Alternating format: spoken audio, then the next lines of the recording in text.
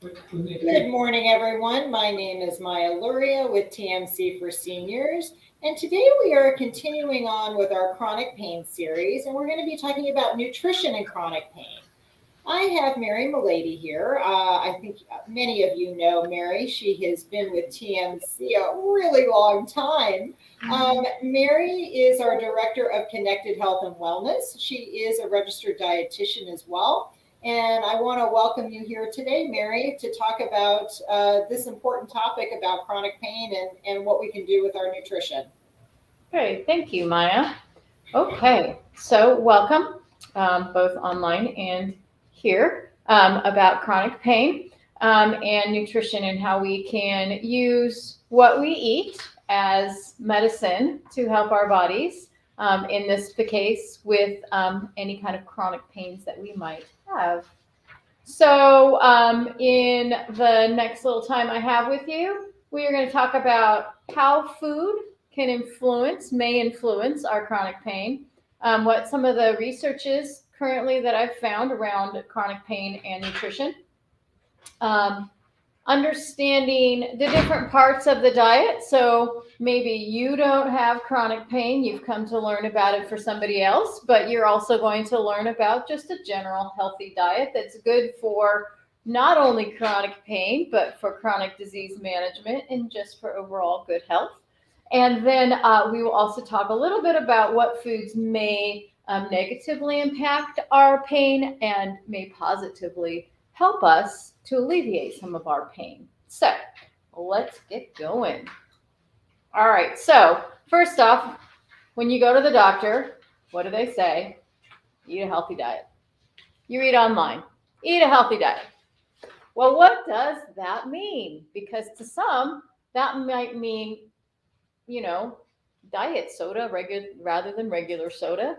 It might mean fruits and vegetables all day long and no other kind of carbs. Or so to all of us, it might mean something different. So let's start off so we're all on the same page about what is a healthy diet.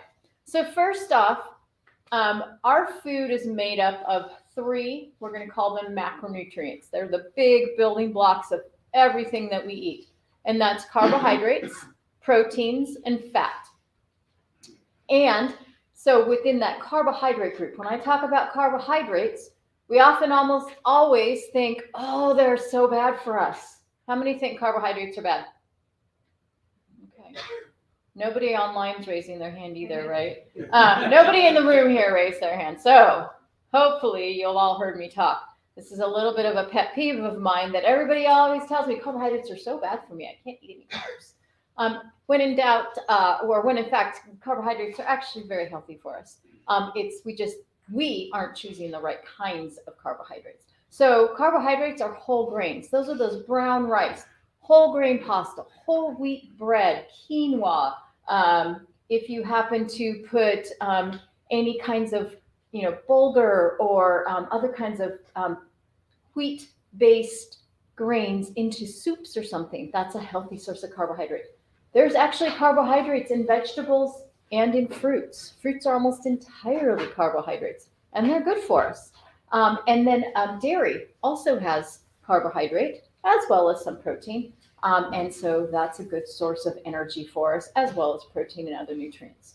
Protein is the other macronutrient. And this can either be animal-based or plant-based. So we'll talk a little bit more about that and about the pros and cons of each of those. Proteins are essential for our bodies, but generally, Americans eat enough protein. So we don't have to go on this super high-end kick of that I need to eat a lot of protein. Proteins are made up of amino acids, and these amino acids are the building blocks that we need for growth, for repair, for our joints, for our bones, for our muscles, for everything that happens in our body. So protein's important, but in general, we get enough in our diets without trying super hard. And then fat, believe it or not, we do need some fat in our diet. We just have to be smart about the kinds of fat that we choose. So there's the two types of fat that we'll talk about. And I'm going to term them healthy versus unhealthy fats, or solid and liquid fats. So those fats that are solid at room temperature. So if you think about Old school, Crisco, comes in the can. Take it off and it's a big solid white clump of fat. That is a saturated, unhealthy kind of fat. And we want to stay away from that as much as possible. Something similar to Crisco is coconut oil. We hear a lot about how coconut oil is so great for us, but it is a saturated fat. It is more saturated than butter is, actually. So while coconut oil may be great to use in some dishes for flavor, it is not something we should be eating by the tablespoon, as I have heard people tell me. The healthier kinds of fats are those mono and poly unsaturated fats. Those are those that are liquid at room temperature. So think about olive oil or canola oil. You can, those are going to be liquid when you see them in the bottles, right? And butter would be another example of something that is saturated. But in Arizona, often butter will melt into a liquid form at room temperature. So when I say I want a healthy fat is liquid, it is liquid in all environments. You can't count Arizona because we're crazy hot here. So some of the micronutrients that also make up a healthy diet are vitamins and minerals and phytochemicals, and I also have water on here. While water is not an actual nutrient as part of food, it is a very important part of our diet, especially in Arizona when it gets very dry, very warm. Although I will say that Arizonans are very good about carrying their water bottle around with them, but I'm not so sure if we're great about actually drinking out of that water bottle. Okay, so make sure that you're drinking your water. As far as the vitamins and minerals go, these are substances that your body needs to grow, to repair, to just do its normal functions. And many of these comes from the food we eat, almost exclusively come from the food we eat, with the exception of vitamin D and vitamin K. Our body manufactures its own vitamin K and vitamin D. We will often get some from the sun, and our body will also generate a little bit of that as well.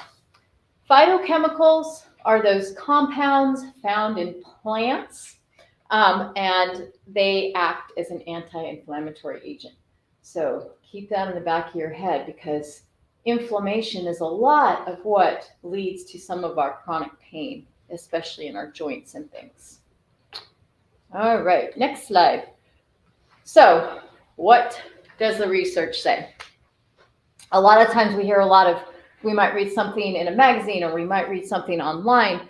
And so it's always good to validate what you're reading in just a general article or a general magazine or something like that with what is the research really telling us. So I've kind of condensed down what I found into some general bullet points here. There is some small studies that have shown an improvement in pain with a plant-based diet. Okay, we'll talk a little bit more about that. There does seem to be some good linkage between eating a lower carbohydrate diet, not no carbs, just lower carbs, and an improvement in pain. And I will tell you my theory on that. And a few studies have shown an improvement when we use supplements of vitamin D, magnesium, and a higher intake of that omega-3 fatty acids. That's what we find in fish. And overall, when we look at a meta-analysis, which means lots of studies all put together, and what is the main points that come out of that, there seems to be a positive effect when we eat a whole food diet and how much pain we feel, although we aren't able to identify one specific diet. So let's reread these highlighted. Plants, lower carbs, higher omega-3 fatty acids, whole foods. Does that sound like any other diet, perhaps, that maybe I've talked about or you've read about or you've heard about? Mediterranean diet. What? All right. Gentleman in the front row is going to give the next talk because he has the right answer. Yes, the Mediterranean diet, which we also say is great for our heart. We say it's great for our brain. We say it's great for weight management, for achieving a healthy weight.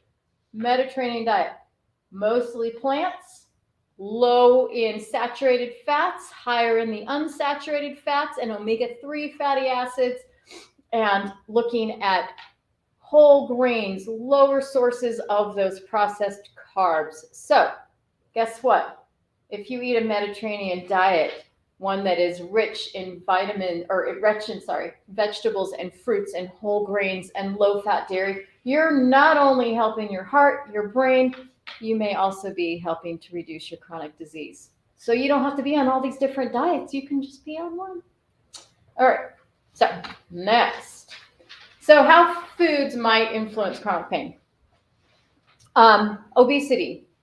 If we are above our healthy weight target and we're carrying more weight around, how do our joints feel? They hurt. Yeah, it's harder to get down on the ground. It's harder to get back up. My back aches. My shoulders hurt to put over my head. So a lot of the times, if we are carrying around extra weight, that puts extra stress on our joints, and that can increase how much pain we might feel. Our inflammatory response. The foods we eat can trigger inflammatory responses within our body. And so by eating a diet higher in vegetables and fruits, whole foods, whole grains, and lower sources of saturated fats, we are reducing the amount of inflammatory foods in our diet. Oxidative stress. And this can come from environmental factors, but food can also impact our the oxidative stress that our body might feel.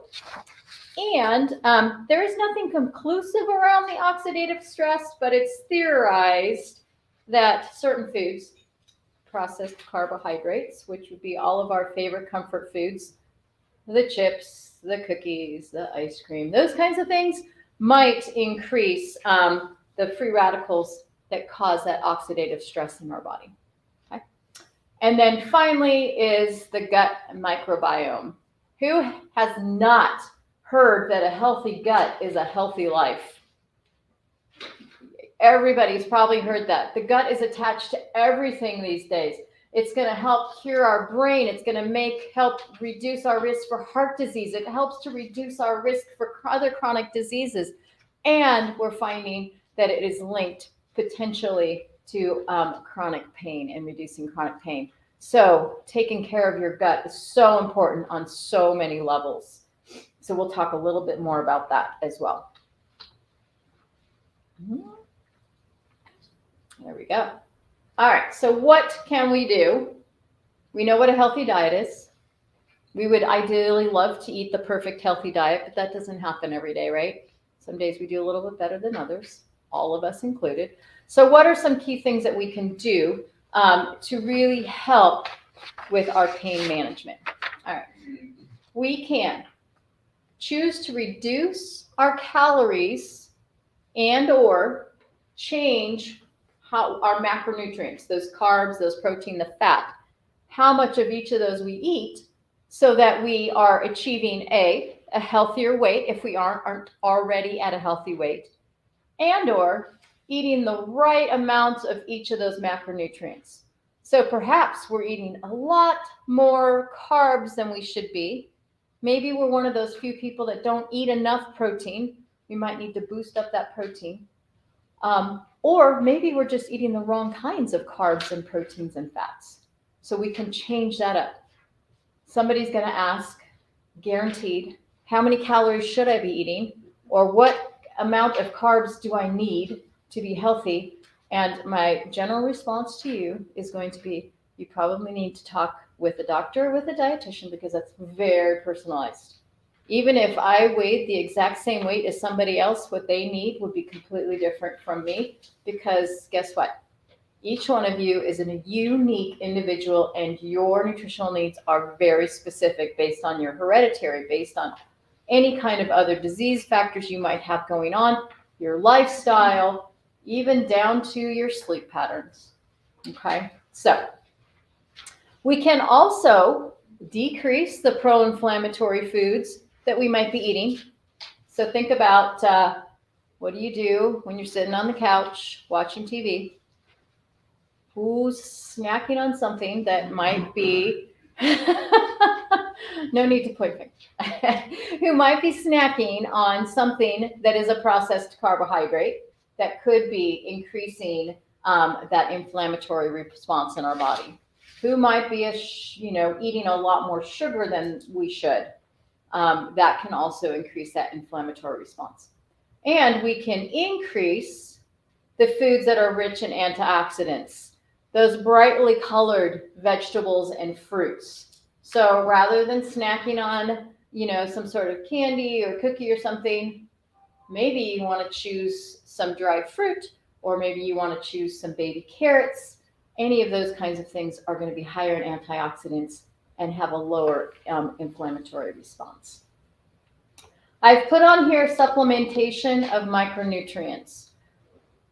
This is going to be a very general statement because, again, I can't make any recommendations because a lot of the nutrients your doctor will need to test levels for to even see if you might be deficient.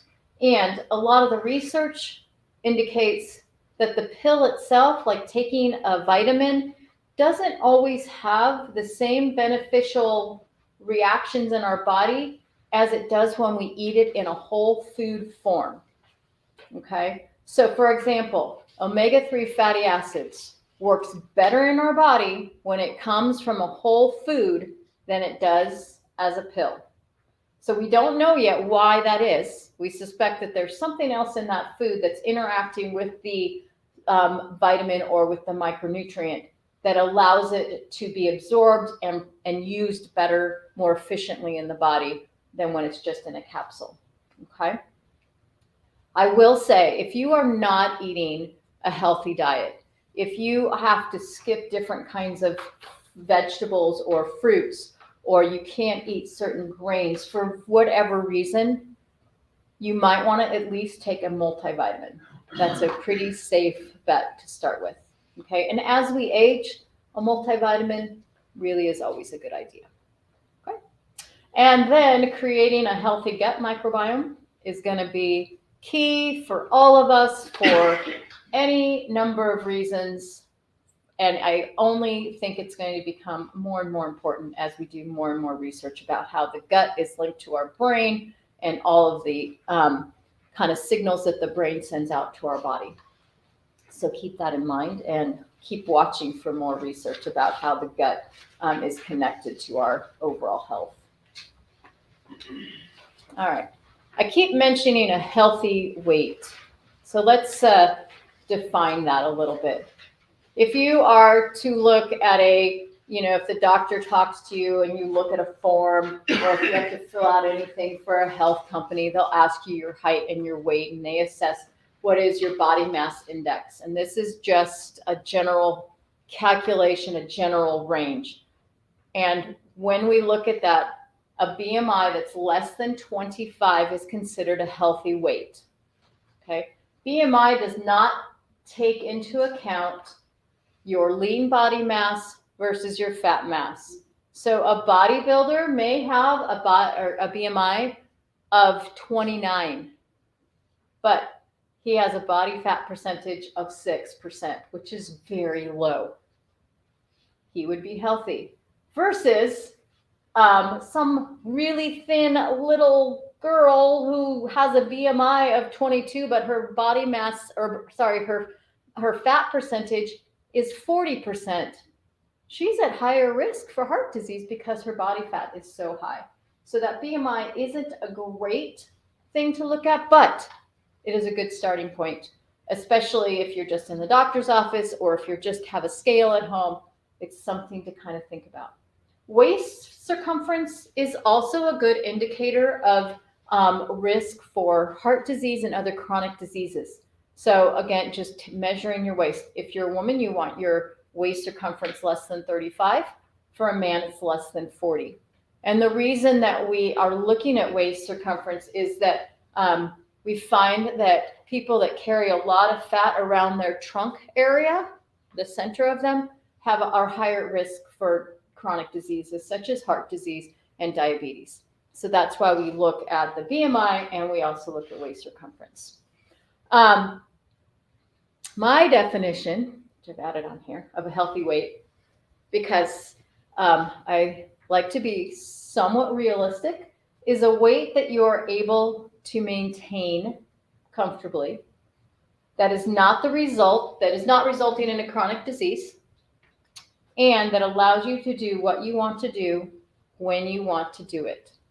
So if you're at a weight right now that you're comfortable with, you can do everything you want to do, and you don't have high blood pressure, your lipids, meaning your cholesterol levels, are good, you don't have high blood sugar, and you're happy with where you are and you can eat a healthy diet and maintain that weight, but you're not at the 25 or your waist circumference isn't at 35, that's still a healthy weight because you're able to do what you want to do, okay? And you're not having any ill effects regarding any kind of chronic diseases, all right?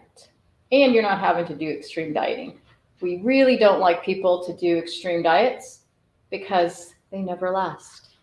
A diet is something that you start and then you stop, and then you start and then you stop. We would just like you to eat a healthy foods all the time, okay? How might you achieve a healthy weight? So I gave the disclaimer earlier that I can't give you any specific numbers for calories you should eat or carbohydrate amounts versus protein amounts. I can tell you that if you reduce 3,500 calories out of your diet, that will equal a pound of weight loss. So 1 pound of body weight is equal to 3,500 calories. So a very easy general recommendation if you are looking to lose some weight is to just cut out 500 calories out of your diet each day, and that will give you about 1 pound weight loss each week. So 500 calories, if you're drinking a soda, a couple sodas, or a big thirst buster, there it is, right there. Easy to get rid of. If you're eating a lot of cookies at night or big cup of ice cream or something like that, that's close to a couple hundred calories. You could get rid of that too. So think about things that are easy, that aren't actually nutrient rich, that they just taste good. They're just part of your habit, and start getting rid of those slowly. Not everything all at once, 1 or 2 things one at a time, and you'll slowly whittle your calories down to an appropriate level where then you're just eating foods that are nutrient rich rather than just because you're used to eating them. Another way to look at reducing your calories is through intermittent fasting. This has gotten a lot of research and a lot of positive reviews. And what that is that we are intermittently reducing our number of calories. So there's 2 ways to do this. 16-8. You're allowed to eat food for 8 hours out of your day. And then for 16 hours, you don't eat anything. That seems like a really long time, right? Okay, well, ideally, you're sleeping for 8 of those. Ideally, we need 7 to 9 hours of sleep every night. I know. Everybody is in here saying, right. I get like 5.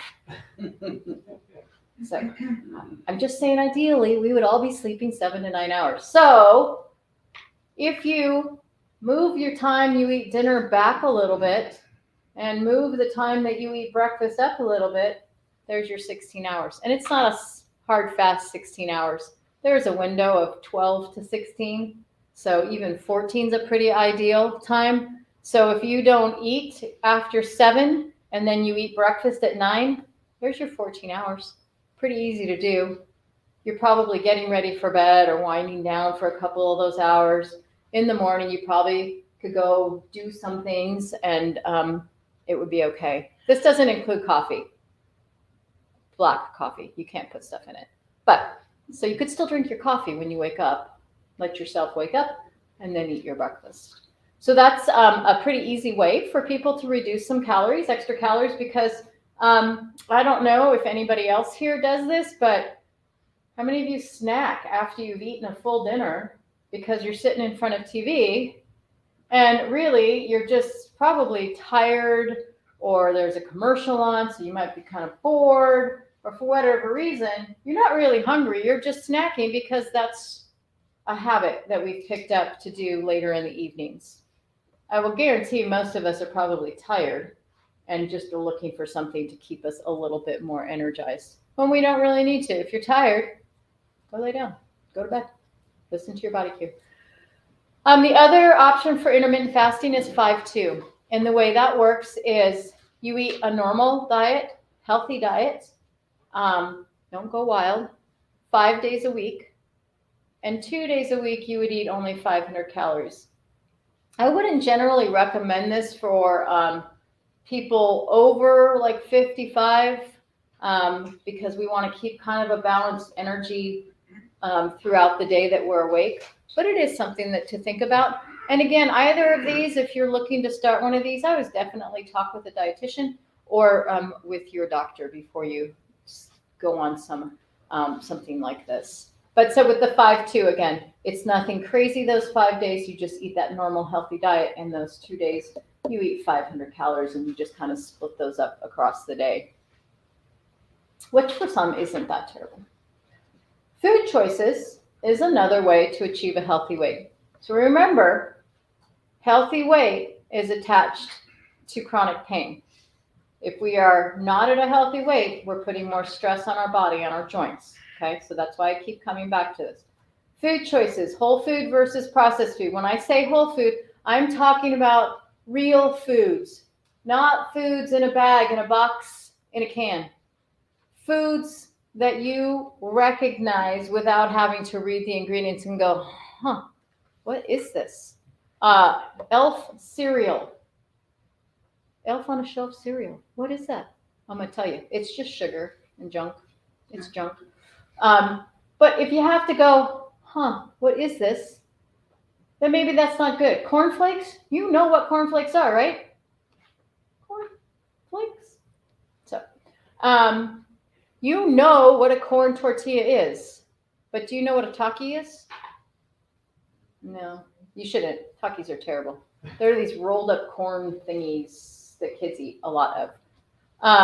A Cheeto, you probably know what a Cheeto is, but do our great grandparents know what a Cheeto is? Probably not, but we know what cheese is. So that's what I'm referring to as real food, real whole food, are foods that haven't been over processed, haven't been manipulated to add flavors and chemicals and colors to make us want to eat more of them. Versus the processed food, which it's a whole industry that people work at to get us to eat foods that we shouldn't be eating. The other thing that we can do to help with maintaining or achieving a healthy weight is to be active. It is recommended as adults that we are physically active and raise our heart rate at least 5 days a week for 20 to 30 minutes, 30 minutes ideally. And when we say raise our heart rate, what I am going to give you a very simple definition of that.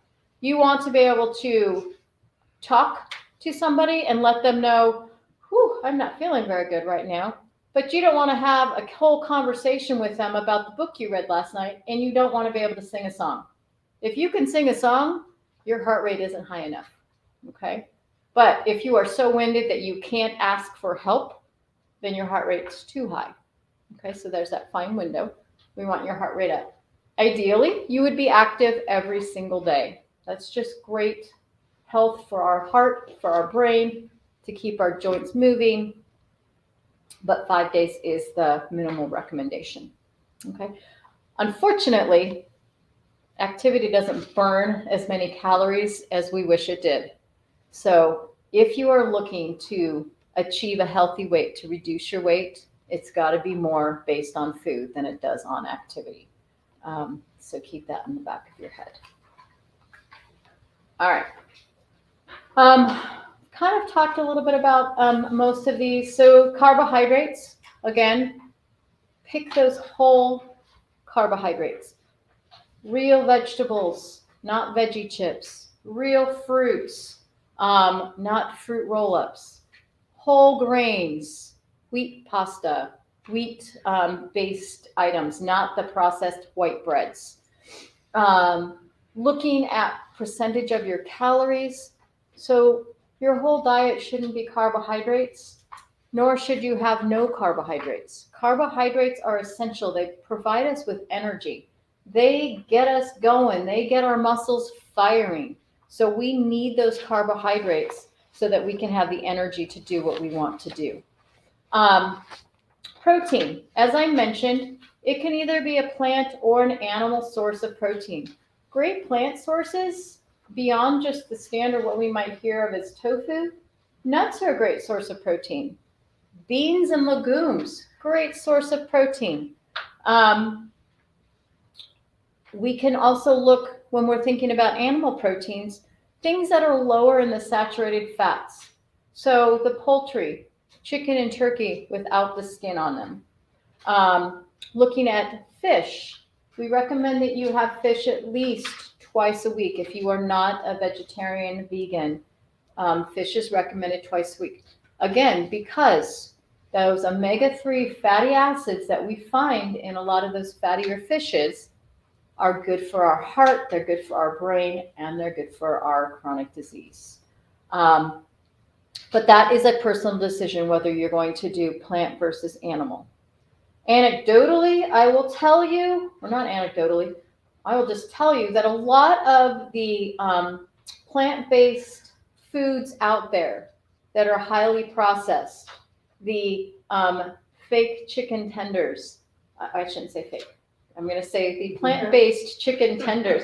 My daughter is a vegetarian, and she's a terrible vegetarian. And I tell her that all the time because she'll eat all of these kind of false products. The hot dogs, the vegetarian hot dogs, why would you do that? I don't know. But a lot of them are so high in saturated fat and other chemicals and sodium because they have to make it taste good. So if you're looking for a plant-based version of protein sources, look to the whole foods. Look to those beans and legumes. Look to those nuts. Look for your low-fat dairies like the non-fat Greek yogurts and things of that nature. All right? Don't look to the boxed, bagged, or otherwise frozen products out there. There are some good ones. There are some good vegetarian products out there. You just have to be very diligent about reading the labels.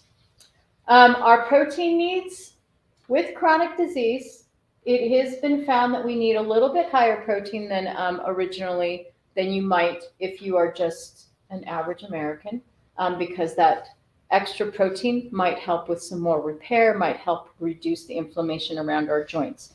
So some of those recommendations would have to come from a physician or a dietitian because it is very much based on your weight and all of the other, your health history. Okay? So keep that in mind. And then fat, we talked about the saturated versus unsaturated. When in doubt, choose the liquid at room temperature. Okay. Let me get back to my arrows here. Go. All right, and we talked about whole foods versus real food, and those, and that it's one and the same. That real food are those foods that we can identify without having to go and read the labels to figure out what's in that food, or that a few generations beyond us would have recognized. Eat the rainbow. I love this. How many of us eat a variety of colors? Do you ever think about how pretty your plate is? We eat with our eyes. We don't eat with, our eyes are our number one like sensory use when we eat. That's how we start off eating, and then we start to smell, and then we taste. But so make your plate pretty. Use all the colors. That's what fruits and vegetables are so lovely for. They're so bright. They're so vibrant. They make us almost want to eat this really beautiful food. Okay. And then antioxidant-rich foods, the vitamin C, vitamin E, and beta-carotene are some great foods that are high in antioxidants. And I've listed some good sources on there. And so, again, that goes with the rainbow, right? Those are all very brightly colored food. Brussels sprouts aren't so brightly colored. And I used to put down the Brussels sprouts. I don't like Brussels sprouts. But now I figured out how to roast them. And so we're friends again. But everyone was telling me, oh, yeah, you just cook Brussels sprouts and you just cover them with some melted butter. I'm like, it sort of defeats the purpose now, doesn't it? So somebody else told me I should roast them, and that's great.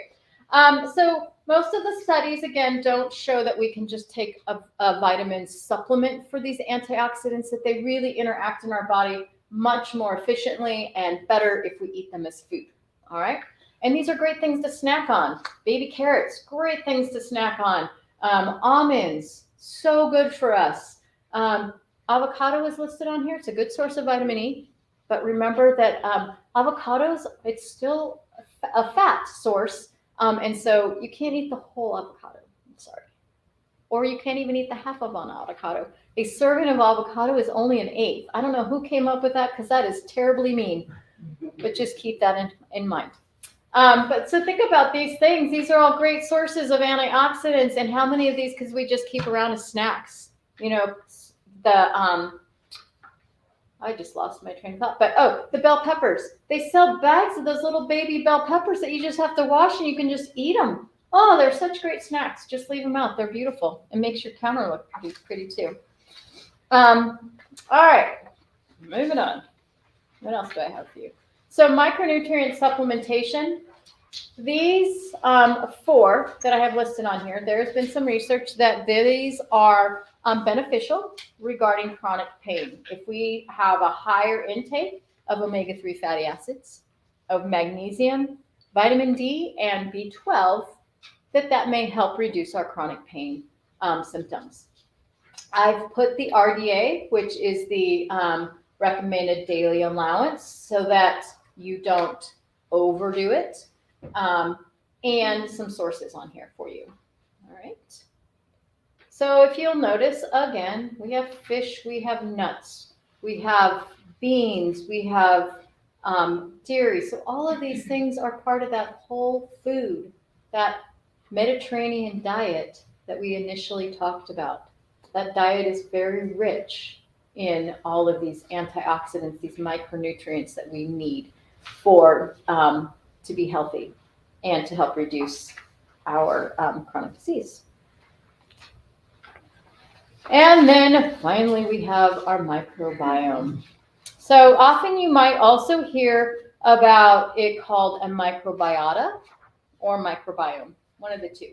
So this is just a community of bacteria. They're healthy bacteria that lives in our gut. And it makes up our largest location of all of these healthy organisms, this healthy bacteria, is in our large intestine. And it has the most diverse community of microbes. And that's important. We want a whole bunch of different types of microorganisms in there because they all function different and they all do different things and they all work together to keep us healthy. So each of our microbiomes is a little different. It's unique and it's influenced A, by our genetics, B, by our environment, where we live, how we live, that kind of thing, what we might be exposed to, and then also what we eat and drink. All right. So to say, again, are you getting the trend here? Nutrition is very specific to each one of us. There's not a one thing fits all, with the exception of a very general overarching theme that we want you to eat a lot more fresh foods and whole foods. So what we're finding, the gut is the largest immune organ in our body. The good microbes crowd off the back, the bad ones, and they create that antibacterial compounds to fight all of those bad bugs that might get into our gut. It can help reduce the inflammation process, and there's that gut-brain connection. We talked about that when we were talking about brain health, but that also influences our chronic pain. So it might, we believe, prompt something called these neuropod cells in the gut to stimulate our nerve that connects in our brain that then tells our body We don't need that. We don't need that inflammatory response that's causing that pain. That was a very bland and layman's version of how that all works. So if there's any scientists out there, please don't berate me for that one. But so that's essentially our guts talking to our brain saying, hey, it's all okay. Just relax. The gut microbiota helps to regulate the pain in the peripheral and central nervous system. Okay, so we really want to keep that gut healthy. And how do we do that? So you might have heard the prebiotics and probiotics. What are the difference? So prebiotics are those foods that feed all of the bacteria in our gut. So those are things like plants and fiber, the fiber from the fruits and the vegetables, and even in the grains. And then there's probiotics, and this is the actual introduction of those healthy kinds of bacteria into our gut. And we can get these through fermented foods like yogurt, kefir, kombucha, kimchi, or sauerkraut. And they must contain an active and live culture. So Greek yogurt is one of the easiest things to get this in your system, at least I think, because we use it so much. We might use Greek yogurt in a smoothie. Did you know that you can use non-fat plain Greek yogurt in the place of sour cream? So what a healthy thing to do. You're adding having a thing that is rich in probiotics, that's high in protein, has some calcium and vitamin D, all in one little container. So, but you want to read the labels because, again, you want that live active culture in there. All right? Because some of the Greek yogurts may not actually have, they may say they are a Greek yogurt, but they may not actually have a live culture in there. So you need to do a little reading.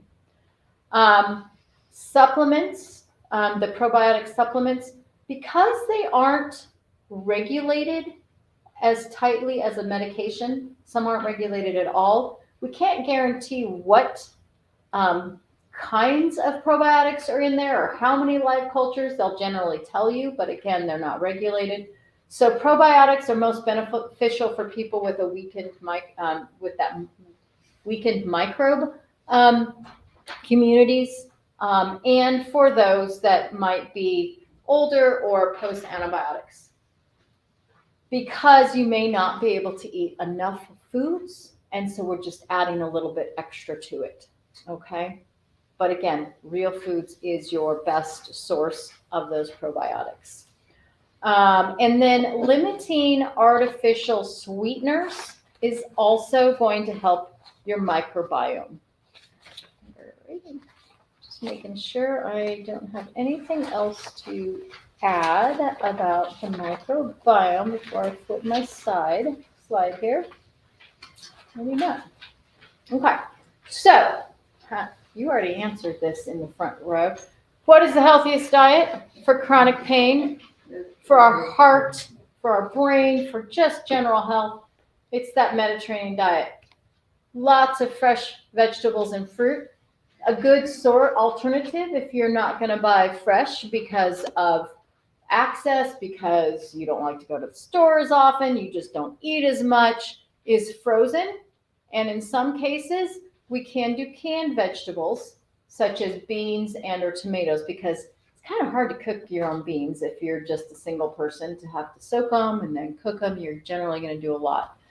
So canned versions of those. If you're buying canned vegetables, and you want to reduce your sodium, buy the low sodium version. Also, you want to rinse your vegetables for about 30 seconds and then let them drain for about 2 minutes, okay? If you're using beans, when you rinse your beans, if you have problems that they cause a lot of gas, rinsing them will take away some of that impact on your body. Choosing whole grains. I keep talking about this. So really read what you're eating. When you look at brown bread, it doesn't necessarily mean it's wheat bread. So look at the ingredients. The first ingredient should be whole wheat flour or whole 100% stone ground flour. All right. and then looking for some alternatives too. If you haven't tried, the different types of quinoa, I mean, has anybody tried red quinoa? Red quinoa is really, really good. Black rice, it's becoming a little bit more prevalent. Black rice has a really nice nutty flavor. It's a little bit higher in protein and fiber.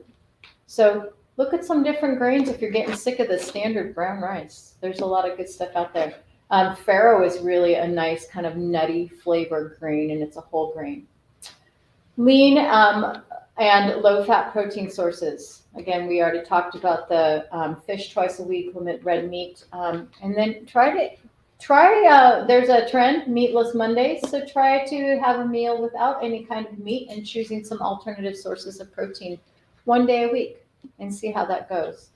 Low-fat dairy, there seems to, the trend around whole-fat dairy products is still around. I don't understand why or where that started from, but in general, whole-fat dairy is only recommended for children under the age of 1. So we really want to pick either that 1% non-fat dairy products, whether that's as milk or yogurt or cottage cheese. Healthy fats, the monounsaturated fats that are liquid at room temperature, limiting our sugar, our salt, and saturated fats, and then alcohol only in moderation. There is some research that alcohol may have an impact on chronic disease, but we don't know enough about that yet. All right. Does anybody have any questions? I think we're going to do online questions first, Maya? Yes, thanks so much, Mary. And I have to say, you made me super sad as we were talking about avocado. And only an eighth of an avocado, because that is not much. I did not know who decided that was okay. Yeah, no, that's not okay. I did have a question that came in about coconut oil. You had mentioned that is not a replacement for butter. Are there other oil substitutes that would be better than olive oil, or is olive oil truly what you should be using? Olive oil and canola oil are pretty much the gold standards for the oils that you should be using. So 2 options for butter to use is you can put olive oil into a kind of a flatter container and refrigerate it. It will solidify, and you can use that as a spread, like on butter or on toast, or you can use it as a spread. You have to use it fairly quickly because it will liquefy, but so will butter on anything warm. The other option is there's a lot of good foods out there now that are primarily olive oil based or canola oil based, and just have a little bit of butter added to them, or might use yogurt as a base for their spread. So take a look at those. But coconut oil is definitely not your alternative to butter. Great. Okay. And I know you mentioned about the microbiome and how important it really is for our chronic health. So that's great to learn all of that information. We did just have a class on decoding nutrition labels too. So it was good to hear, look at your labels so that you understand where your food is really coming from, because that is super important. Yep. So I want to thank you so much for being here today. I'm going to hand it back over you to answer any questions in person. Great. Thank you, Maya. Thanks, all. Thanks so much for joining us today. We will be back online on next Tuesday, January 31st, for Understanding Wills and Powers of Attorney for our legal series. It will be January 31st at 2 p.m. Please feel free to join us. You can always give us a call in the office if you would like to register. The phone number is 520-324-1960. Have a great afternoon.